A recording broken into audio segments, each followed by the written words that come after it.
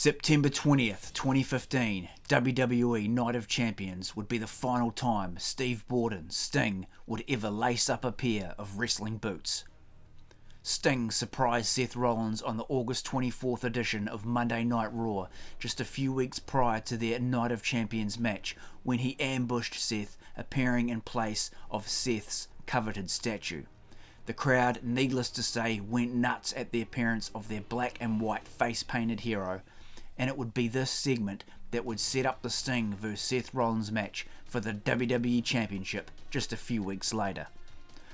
So as we know, Sting had already lost his match to Triple H at WrestleMania by this point, and all Sting fans were hoping that maybe this would be the time that Sting could get his first pay-per-view win in WWE and become the WWE Champion. This would make up for Sting's loss at WrestleMania, and he could be champion of the company, even if it were just a short run with the title. But no, this did not happen. Unfortunately, something much worse did. Now, before I go any further, I just want to say, up until the end of this match, when Sting could no longer continue, this was one hell of a match. This thing truly went off. Sting was in there performing top rope flying body blocks. He was keeping up with Seth at every turn, and let's not forget the age difference between these two guys. At the time, Sting was 56 years old and Seth 29 years old. And Sting was more than holding his own in this match. But then the match called for Sting to be put through an announce table. Why? At his age, surely it would have made more sense for Rollins to go through the table, right? Actually, Sting took quite a few unnecessary hard bumps in this match. Add to the announce table, 2 buckle bombs. One I could see, sure, but the second one? And that's the one that ended Sting's career. As a Sting fan, it's not easy to watch back. You think of all the great accomplishments he had in his career, and for it all to end like this. So now let's hear from Sting in his own words about just what happened that night.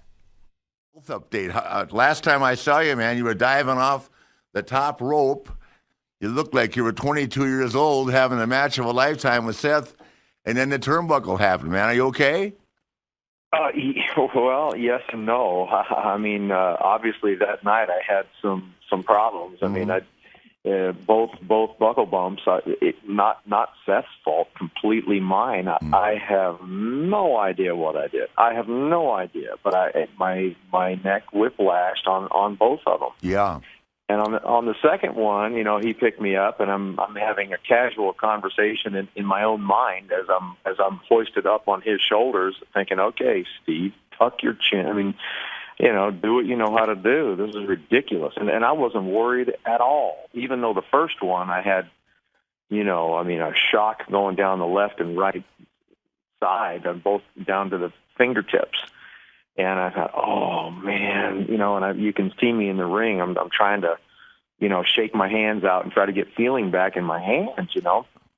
And then the second time, again, having a casual conversation, and for whatever reason, I clicked out, checked out. I don't know what happened, but I did the same thing. And this time, it affected my leg. Yeah, your leg buckled. You know, I saw that. Yeah, my legs just there was like no strength. They were just the power in my legs was just kind of going away, and I felt like I didn't have control over them, and I didn't. I had a temporary paralysis, and you know, for a few minutes I thought I don't think I can continue. I think I'm done. But you know, I can't do this. I mean, the stakes are so high, and you know, I can't do this to Seth, and you know. Anyway, then the crowd starts chanting and everything else. Somehow or another, it just kind of came back enough where, okay, I can do another minute or two here and get out of this thing. But yeah, MRIs and all that, and neurologists have been looking at it. Dr. Maroon out of Pittsburgh. Yep. Yeah, he's looked at it, and he's telling me that I'll have to have a surgery, and you know, the dust only in the last couple weeks has kind of started to settle a little bit for me. Just trying to get so much done in life, but now it's time to go get this thing taken care of. So, yeah. Do they have to do a fusion? For me. No. I'm hoping not.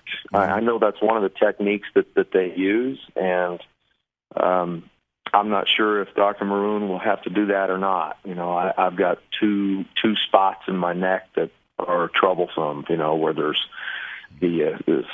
I guess it's called spinal. What is it? Cervical spinal stenosis or stenosis, and that's what it is. So I have two areas in my neck where the spinal canal, which holds the spinal cord, it's kind of choked off in two different locations. And so lucky that a catastrophe didn't happen that night, long story short. So, I got to go get it fixed. I guess John Cena had something very similar. He had his fixed, and Dr. Maroon's done several of the WWE guys up there, and all with great success. So as we can all hear there, it was a very bad situation that Sting was in. And as he says in his own words, he was very lucky in the end that it wasn't any worse. Sting said he felt even after the first buckle bomb that something was not right. So in this match you had two generations colliding, Seth from the younger generation and Sting from the older generation of wrestlers. So when Sting fought Hunter, it wasn't quite as fast paced as it was against Seth, and there weren't quite as many high impact maneuvers going on.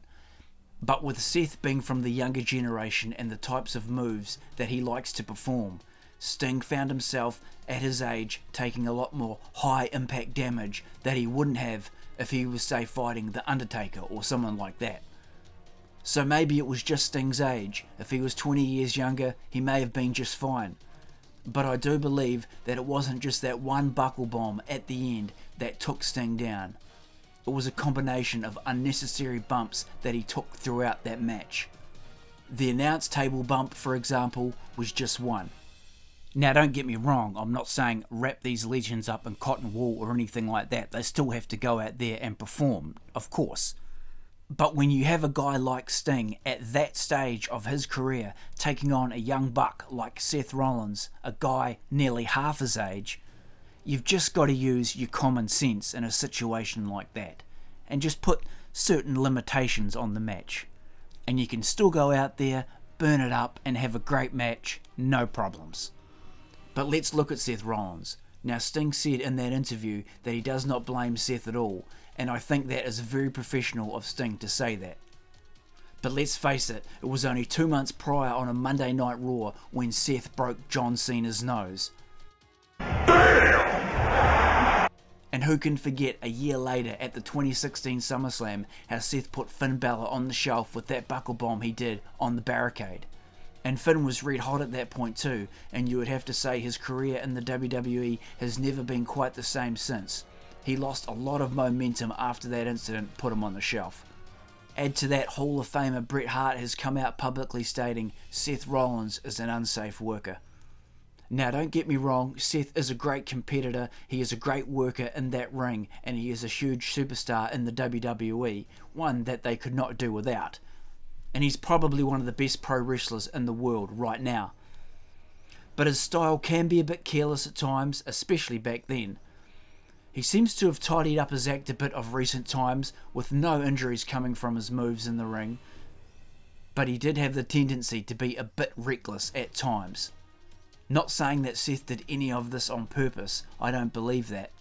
I mean, Sting was his hero growing up, and that would be the last thing he would want to do to him. I just think that the Night of Champions match was terribly booked. For a 29-year-old new generation guy going up against a 56-year-old man, they could have been a lot safer with how they treated Sting in this match, let's face it. But if Sting is alright with it, and he himself doesn't blame Seth, then I guess as Sting fans, we can't either, right? There has clearly been no animosity between Sting and Seth Rollins after this match, and the two men would relive their Night of Champions showdown on a WWE 360 virtual interview with host Renee Young, where they sat down and talked about the match, and I will put a link to that in the video notes below. So, was it just Sting's time? And another question still remains, what if Sting didn't get injured that night? Were there plans for a Taker-Sting match at WrestleMania 32? Of course we all know Taker went on to fight Shane McMahon that year. But if Sting didn't get injured, were there plans to have that match? Well, if there weren't, there should have been. As great of a competitor as Triple H is, arguably the match at WrestleMania 31 should have been The Undertaker vs Sting from the very start. And at least we could have got that match. But in the end, Sting's 30-year-long career came to an end that night. It was a great shame how it ultimately ended. But I say he can be proud of the performance he put into that match. Against a guy almost half his age, he tore it up. And I'll say this, it was fitting that he went out at a pay-per-view called Night of Champions, because Sting, you're our champ.